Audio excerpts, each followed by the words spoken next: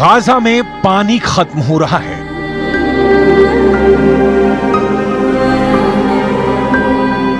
Gaza में खाना खत्म हो रहा है।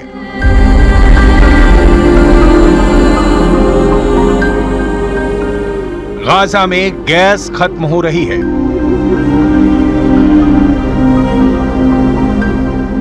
गाजा में बिजली खत्म हो चुकी है।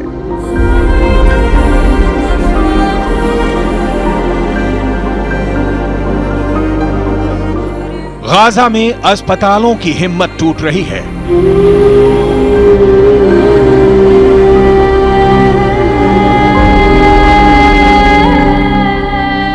गाजा के मुर्दा घरों में लाशें ही लाशें हैं।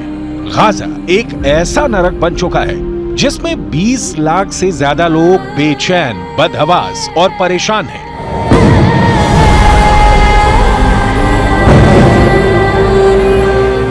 गाजा के लोग भागना चाहते हैं,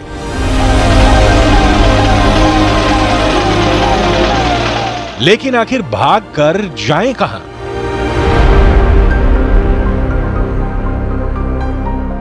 एक तरफ समंदर है, दूसरी तरफ इजराइल है।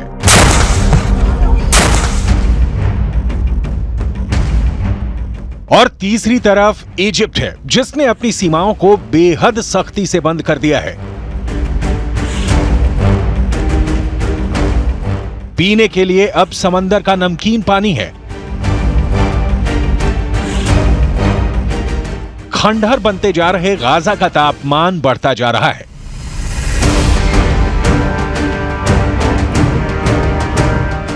हर एक छत हर एक दिन बीतने के साथ तबाह हो रही है।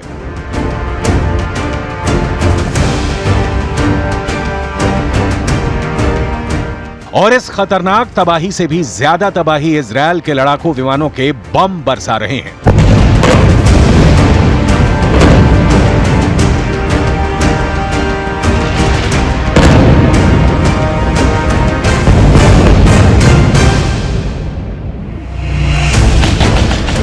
इन सबके बीच वेस्ट एशिया के अंदर इजराइल ने तूफान मचा दिया है। इजराइल डिफेंस फोर्स बहुत ज्यादा एग्रेसिव मोड में आ चुकी है। गाजा पर हमले के लिए टैंकों की सेना तैयार हो चुकी है। इजराइल के उत्तर में लेबनान की सीमा पर हिजबुल्लाह पर भी इजराइल डिफेंस फोर्स कहर बरपा रही है।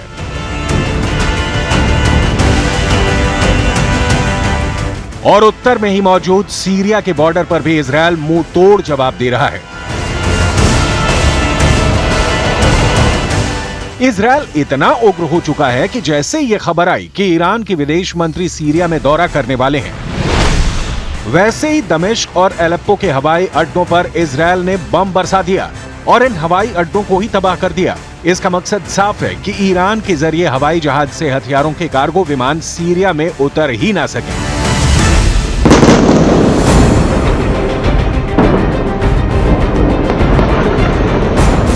क्या वर्ल्ड वॉर शुरू हो चुका है? इस सवाल का जवाब बहुत सारे एक्सपर्ट्स हां में भी देने लगे हैं। लेकिन इस वर्ल्ड वॉर की धुरी गाजा पट्टी बन जाएगी, इसका अंदाजा किसी को नहीं था।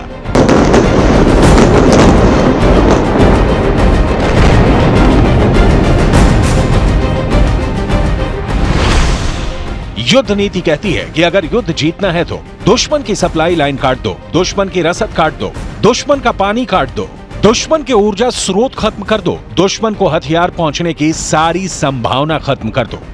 यही वजह है कि एक हफ्ते के करीब होने को है और गाजा के अंदर अब सारे सप्लाई रूट बंद हो चुके हैं। गाजा के अंदर इस वक्त के हालात ये हैं कि फिलिस्तीन के अरबी भाषा के अखबारों के मुताबिक गाजा में दवा की कमी 44% हो चुकी है। गाजा में बिजली की कमी 80% हो चुकी है। गाजा के अंदर 20% बिजली अभी तक जनरेटर से पैदा हो रही थी, लेकिन ईंधन की कमी की वजह से अब जनरेटर भी बंद होने लगे हैं और इसकी वजह से गाजा के अस्पतालों में इलाज में भी दिक्कत आ रही है, क्योंकि वहां बिजली की आपूर्ति में कठिनाई हो रही है। गाजा के अस्पतालों में नाकेबंदी की वजह से चिकित्सा उपकरणों की कमी 33% तक हो चुकी है। अस्पतालों के ब्लड बैंक में खून तेजी से खत्म हो रहा है। अब सवाल ये उठता है कि आखिर गाजा में मौजूद 20 लाख से ज्यादा लोग क्या करेंगे। जाहिर सी बात है कि इजिप्ट की सरकार की तरफ से कूटनीतिक बयान ये आया है कि लोग गाजा पट्टी को नहीं छोड़ें, क्योंकि अगर गाजा खाली हो गया तो इजराइल जमीन पर कब्जा कर लेगा और फिर उनको वो जमीन वापस नहीं मिल पाएगी। ऐसे में अगर गाजा के लोग जहां हैं वहीं रहेंगे तो जाहिर सी बात है कि फिर ये गाजा के लोग या तो ह्यूमन शील्ड बनेंगे, यानी मानव कवच बन जाएंगे, जिसका इस्तेमाल या तो हमास के लड़ाके करेंगे या फिर ये लोग भी युद्ध में शामिल हो सकते हैं। इस आशंका से इनकार नहीं किया जा सकता है कि हमास गाजा के लोगों को भी युद्ध लड़ने के लिए मजबूर कर दे।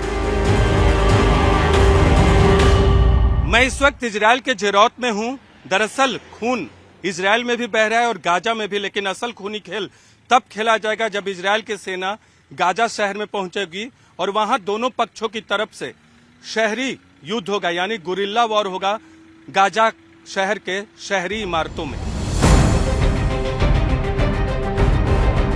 दूसरे विश्व युद्ध में ऐसा ही रूस के अंदर लेनिनग्राद और बर्लिन में भी हुआ था। ये एक अर्बन वॉरफेयर था जिसमें लेनिनग्राद और बर्लिन के अंदर इमारतों के अंदर से खूनी जंग लड़ी जा रही थी।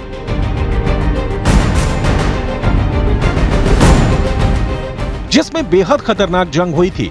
हिटलर जैसे तानाशाह की मजबूत आर्मी भी इस अर्बन वॉरफेयर यानी शहरी युद्ध को नहीं झेल सकी थी।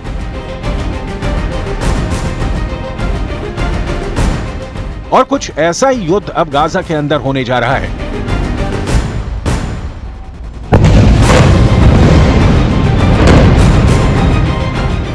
जिन इमारतों को इजरायल ने हवाई हमले करके खंडहर में तब्दील कर दिया है, उसी इमारतों के अंदर से हमास के आतंकी खतरनाक गुरिल्ला युद्ध छेड़ने वाले हैं, जिसका अंजाम क्या होगा ये कहना इतना आसान भी नहीं है।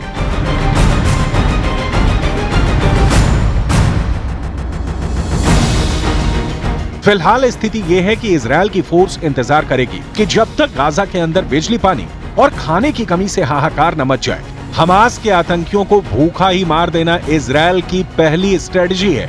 इसीलिए गाजा के बॉर्डर पर सेनाएं खड़ी हैं और तब तक युद्ध शुरू नहीं करेंगी जब तक मोसाद के एजेंट उनको दुश्मन की सही जानकारी न मुहैया करवा दें।